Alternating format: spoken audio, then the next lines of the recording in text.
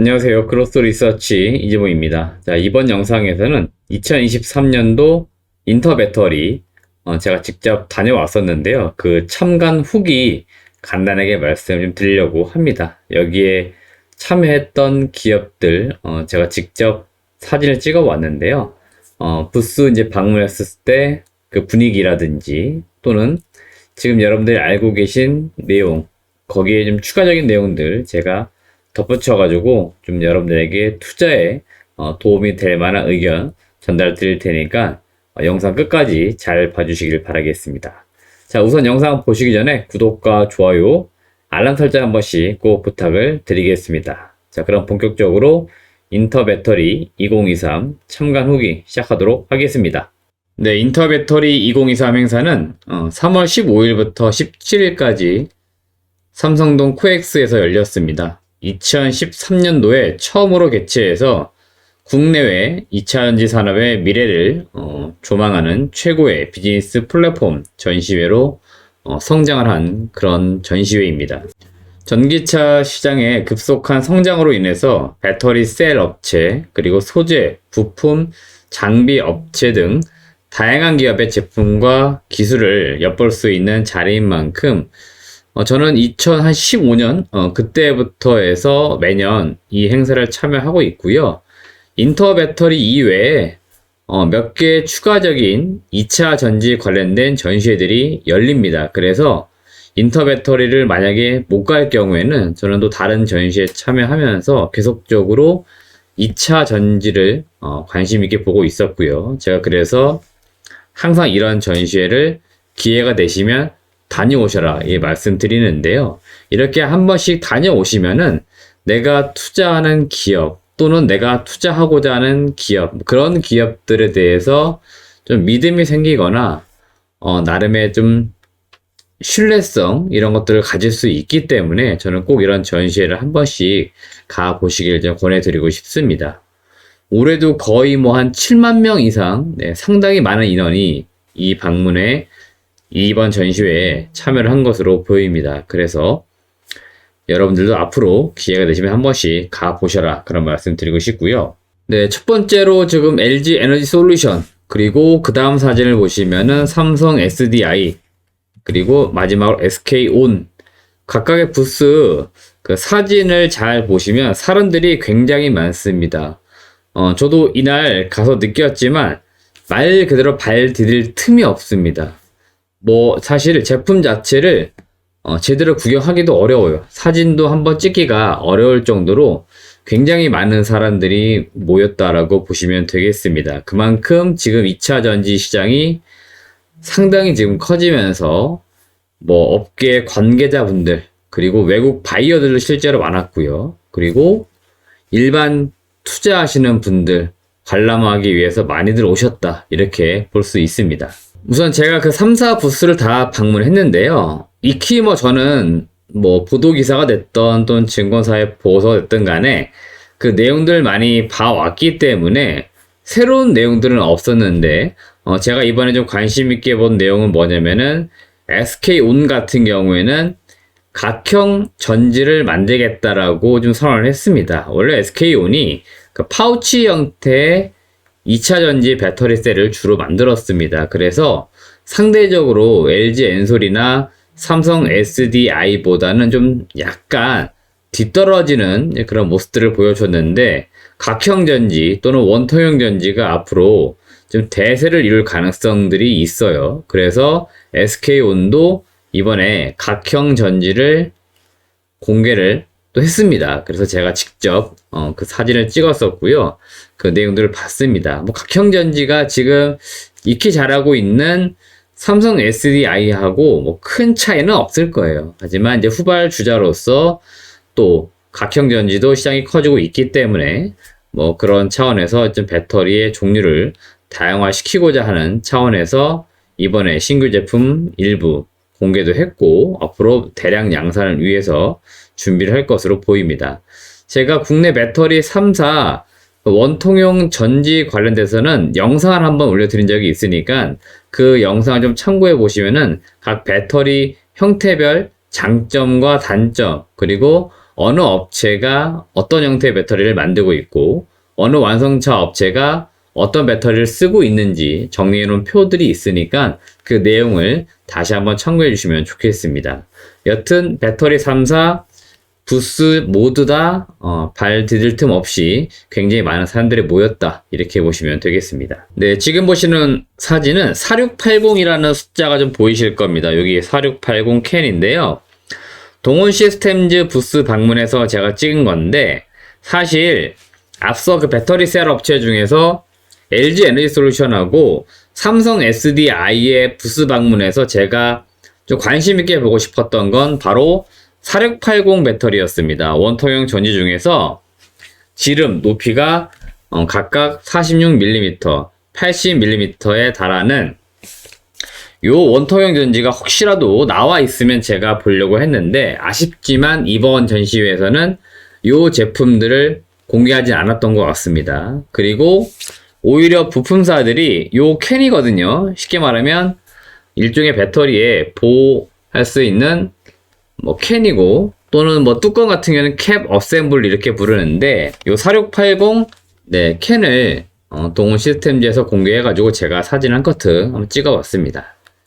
앞으로 원통형 전지는 요 4680에 계속 주목할 겁니다. 그래서 여러분들도 요 4680 배터리에 계속 주목을 해보시면 좋을 것 같고, 2차 전지 배터리 시장이 어떤 형태가 어떻게 커질지는 모르겠어요. 근데 지금 현재 테슬라가 주도하고 있는, 또는 테슬라가 주로 쓰고 있는 원통형, 그리고 미국의 스타트업이었던 리비안 또는 이런 기업들이 대부분 다 원통형으로 많이 가려고 합니다. 그래서 원통형 전지가 지금보다 훨씬 더 가파르게 커질 가능성이 있다, 그런 차원에서 국내 LG 에너지 솔루션, 삼성 SDI도 그에 발맞춰서 지금 제품 개발 또는 이미 공장 착공에 들어갔습니다. 양산을 위한 과정에 들어갔기 때문에 그런 점들 좀 주목해 보시면 좋겠습니다. 자, 다음은 2차 전지 소재 업체들 중에서, 그리고 2차 전지 소재 업체 중에서 탑픽으로 꼽히고 있는 기업들이죠. 에코프로 또는 에코프로 BM, 그리고 LNF, 포스코 케미칼까지 역시 제가 부스 방문을 했고요. 사진에서 보시는 바와 같이 지금 역시나 많은 사람들이 모였었고요. 특히 에코프로에 아무래도 최근 주가가 보여주듯이 많은 사람들이 모였습니다. 물론 에코프로는 사실 에코프로도 있고 에코프로 BM도 있고 그 밑에 자회사들이 있는데, 그 밑에 기업들까지 다 합산하면은 시가총액으로 볼 때는 대기업 임박합니다. 근데 부스 사이즈가 좀 작았죠. 그래서 여튼 에코프로에도 많은 사람들이 모였다라고 보시면 되겠고, 사실 요 양극재 업체들 또는 소재 업체들 부스에 가도 볼거리는 많지는 않아요. 왜냐면 실물 그 파우더 제품 같은 거를 갖다 놓긴 하는데요. 그냥 유리병 속에 검은색 무언가 가루 같은 거 들어있어요. 그래서 실제로 봐도 이게 도대체 뭔지 잘 모릅니다. 그래서 많은 일반인 분들은 그냥 쓱 보고 넘어가시는 경우들이 있는데, 또 아시는 분들은 또 유심히 또 보시죠. 그리고 요 뒤에 그림 같은 거 보시면은 나름의 연도별 또는 5년, 10년 계획 이런 것들도 전시도 해 놓습니다. 그래서 그런 것들을 좀 보기도 하는 거죠. LNF도 마찬가지고요. 포스코 케미칼 역시 같은 분위기였고, 지금 보시는 화면이 양극재의 종류들이라고 보시면 되겠습니다. LMO, LCO, NCM, NCMA. 여러분들이 많이 들어보셨을 거는 요 NCM 또는 NCA, NCMA 이런 것들 많이 들어보셨을 겁니다. 양극재, 통상 삼원계 배터리라고 많이 부르죠. 니켈, 코발트, 망간, 그 다음에 알루미늄까지 해서 어떻게 혼합해가지고 양극재를 만들었느냐, 그에 따라서 NCM도 종류가 여러 가지 나뉩니다. 8 하나하나 또는 9 반반 또 6 둘둘 이렇게 부르는데요. 그게 들어간 혼합 비율이라고 보시면 돼요. 그래서 NCM 811이다 그러면 니켈이 8이고 나머지 코발트 망간이 1대1의 비율로 들어간 거죠. 그래서 10으로 채우는 그런 비율로 혼합한 양극재라고 보시면 되겠습니다. 앞으로 대세는 요 NCM, NCMA 또는 NCA가 줄을 이룰 겁니다. 그럴 수밖에 없는 게 이 출력이라든지 그 다음에 한번 충전해서 멀리 보낼 수 있는 그런 능력들, 그런 차원에서 이 두 개의 제품이 상당히 좋기 때문에 국내 양극재 업체들은 앞으로 이런 쪽으로 많이 주목을 할 거고 시장을 좀 주도할 것이다. 이렇게 보시면 되겠습니다. 네, 이 사진은 어떤 거냐면요. 그 LNF 지금 현재 대구에 3공장을 짓고 있거든요. 그래서 3공장 일종의 조감도라고 보시면 되겠죠. 그리고 여기 보시면은 잘 보이실지 모르겠는데 연간 생산량 약 한 10만 톤 정도를 생산할 계획으로 지금 공장을 짓고 있다고 했고요. 완공 시점을 보는 게 좋겠죠. 23년도 7월 달입니다. 그래서 7월 달 정도 됐을 때 여기 LNF의 3공장이 이제 들어서게 되고 이렇게 되면 LNF가 양극재 기준으로 연간 생산 캐파가 대략 한 20만 톤까지 늘어나는 것으로 보입니다. 상당히 많은 양이 늘어나는 것으로 보이고요. 이런 것들이 결국 이들 기업 실적을 올릴 수 있는 그런 요인들이 되겠죠. 그래서 여러분들이 양극재 업체를 비롯해서 2차전지 소재 업체들을 보실 때는 실적도 물론 중요한데 어떤 걸 봐야 되냐면 결국 공장 캐파 얼마나 지금 빨리 좋은 시설을 지을 수 있느냐, 그리고 그 공장을 짓기 위해서 자금 조달은 어떻게 하고 있느냐, 그리고 어느 고객사에게 공급하기 위해서 공장을 짓는 거냐, 이런 것들을 확인하는 게 좋습니다. 그동안에는 아직까지는 시장 규모가 크지가 않았어요. 그래서 대표적으로 LG 에너지솔루션은 뭐 NLF가 공급한다든지 삼성 SDI는 에코프로 BM이 공급한다든지 이런 식으로 나뉘어졌었는데 이제 배터리 셀 업체들 입장에서도 양극재를 여러 업체들로부터 받으려고 하고 있고요. 반면에 소재 업체들도 특정 배터리 셀 업체에게만 공급하는 게 아니고 다양한 고객사를 두고 공급하고자 할 겁니다. 심지어는 배터리 셀 업체가 아니라면은 완성차 업체, 특히 LNF 같은 경우에도 계속 주목받고 있는 게 테슬라에게 직납하는 형태로 가려고 하고 있고 이미 공급 계약 공시도 나왔죠. 이런 식으로 이 소재 업체들도 이왕이면 배터리 셀을 내재화시키려고 하는 완성차 업체들하고도 거래를 많이 틀려고 할 겁니다. 그래서 여러분들은 앞으로 2차전지 소재 업체들 보실 때 그런 점들, 산업을 보실 때 그런 부분들을 꼭 확인을 하시면서 투자하시면 좋겠습니다. 네, 그리고 이번에 볼만한 이제 부스는 성일하이텍이었는데요. 성일하이텍은 폐배터리 이제 국내 상장된 기업 중에 최대 수혜주 또는 대장주로 꼽히고 있는 기업이고요. 성일하이텍 부스를 제가 방문해서 좀 물어본 내용이 있었는데 그분 하신 말씀이 저는 이제 상당 부분 공감됐는데요. 결국 뭐냐면 이 폐배터리 시장이 커지는 거는 전기차 시장 또는 배터리 시장이 커지는 만큼 당연히 비례해서 커지는 건 맞다. 근데 중요한 건 뭐냐? 그 폐배터리를 결국 가져와야 되는 겁니다. 가져와야 이걸 뭘 분해해가지고 광물이나 소재를 뽑아내든지 또는 뭐 이 배터리가 있어야 테스트를 한다든지 뭘 할 수 있다는 거죠.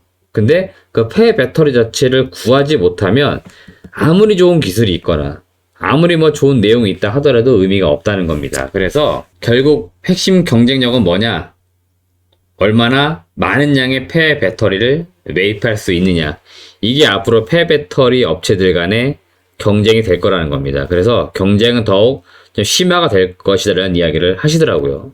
성일하이텍은 일단은 뭐 굉장히 리사이클 그 밸류 체인에 있어서 상당히 좋은 포지션을 갖고 있습니다. 그런 차원에서는 성일하이텍이 역시나 대장주에는 맞다 이렇게 볼 수 있는 거죠. 그리고 실질적으로 이익도 나오고 있어요. 그래서 성일하이텍이 폐배터리의 대장주라는 걸 다시 한번 확인을 할 수 있었다 이렇게 말씀드리고 싶습니다. 다음은 몇 개 장비 업체들인데요. 제가 사진을 많이 안 넣었습니다. 여기는 대부 마그네틱이고요. 다음은 PNT입니다. 그리고 제가 원익 PN이 뭐 하나기술 이런 부스 방문을 했는데 장비 업체들은 사실 전시회 가도 볼 게 없어요. 이 장비가 이 부스 안에 들어오지를 못합니다. 그래서 실질적으로 장비를 좀 본다든지 실물을 본다든지 하기 어려워요. 지금 여기 PNT 같은 경우에도 뒤에 이렇게 그림으로 뭔가 표시를 해놨죠. 자기들 장비를 어떻게 보면 좀 확대해가지고 붙여놓은 겁니다. 그래서 이런 장비들이 있다 정도이고 실제 장비가 들어올 수가 없습니다. 이 장비들 사이즈가 굉장히 커요. 그래서 이런 걸 못 보는 게 아쉽지만 여튼 뭐 부스 방문해 보면은 대부분 또 나오시는 분들이 영업사원분들이라서 자사 장비를 자신 있게 소개들 하십니다. 저는 이제 그런 점들이 좋은 것 같아요. 이분들이 자신 있게 영업해야 결국 그들 장비를 누군가는 또 써줄 거고, 당연히 이제 그 써주는 업체들은 당연히 배터리 셀 업체들이 되겠죠. 그래서 이런 관계 유지 또는 회사 홍보도 좀 해야죠. 그래서 저는 그런 차원에서 이렇게 이제 부스에 나오는 기업들을 상당히 좋아라 합니다. 사실 앞서 제가 양극재 업체들만 말씀드렸는데 뭐 음극재라든지 이런 기업들이 좀 잘 안 나와요. 그래서 뭐 대표적으로 대주전자재료 이런 기업들 나왔으면 제가 분명히 갔을 건데 안 나왔거든요. 예, 그래서 이런 기업들도 좀 참여해가지고 자사 제품들 홍보도 좀 하고 뭐 이렇게 하는 시간 있으면 좋겠습니다. 네, 다음 2차전지 소재 업체 중에 엔캠 말씀드려보려고 합니다. 대표적인 전해질, 전해과 관련된 업체이죠.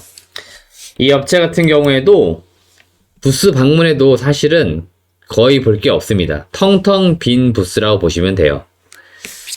이 회사 같은 경우에는 그래도 꼬박꼬박 나옵니다. 왜냐면 상장한 지도 얼마 안 됐고요. 양극재 업체들에 비해서 시장의 인지도가 좀 낮아요. 그래서 그런지 홍보 차원에서 이런 전시가 있을 때마다 매번 나옵니다.